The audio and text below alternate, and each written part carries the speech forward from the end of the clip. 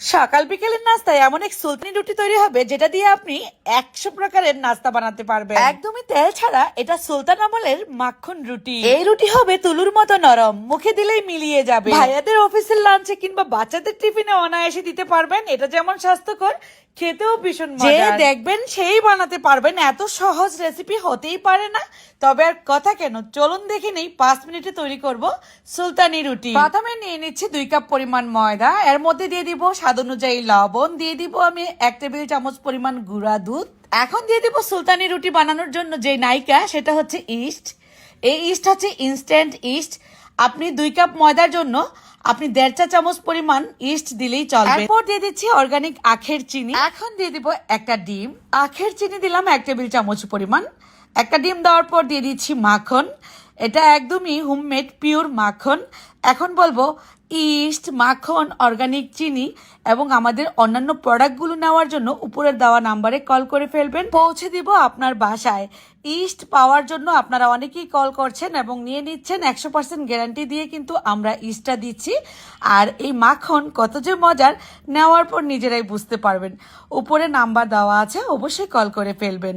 আমি কুসুম গরম পানি অল্প অল্প করে দিয়ে ডো তৈরি করে নিলাম। তারপর আবারও 1 টেবিল চামচ পরিমাণ মাখন দিয়ে দিচ্ছি। আজকে মাখন দিয়ে এই ডোটা তৈরি করছি। আমি 2টি হাত ব্যবহার করছি। যেহেতু তুলোর মতো নরম সুলতানি রুটি বানাবো, সেক্ষেত্রে কিন্তু 2টি হাতই ব্যবহার করতে হবে।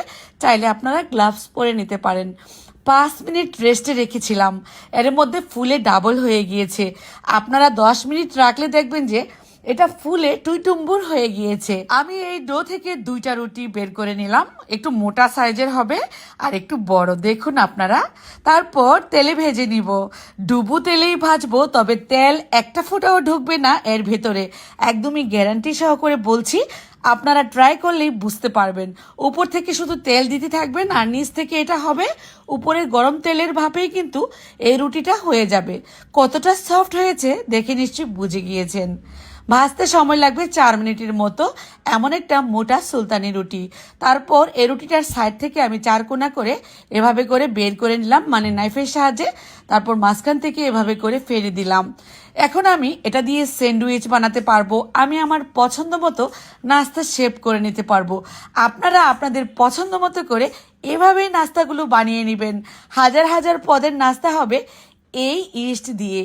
এখন আমি আমার নিজের হাতের বানানো পিনাট বাটার, তো এই বাটার কিন্তু খুবই মজার আর সুস্বাদু।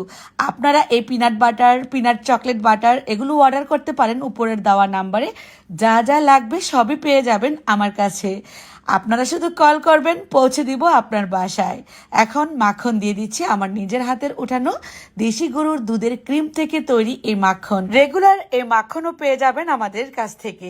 এই একটা রুটি থেকে 4টা স্যান্ডউইচ কিন্তু আমি বের করে নিব। শেপটা দেখুন কত সুন্দর হয়েছে। আপনার আদরের ছোট ছোট সোনামণিদেরকে যখন এটা খাওয়াবেন, দেখবেন যে এই নাস্তার কথা কখনোই ভুলবে না।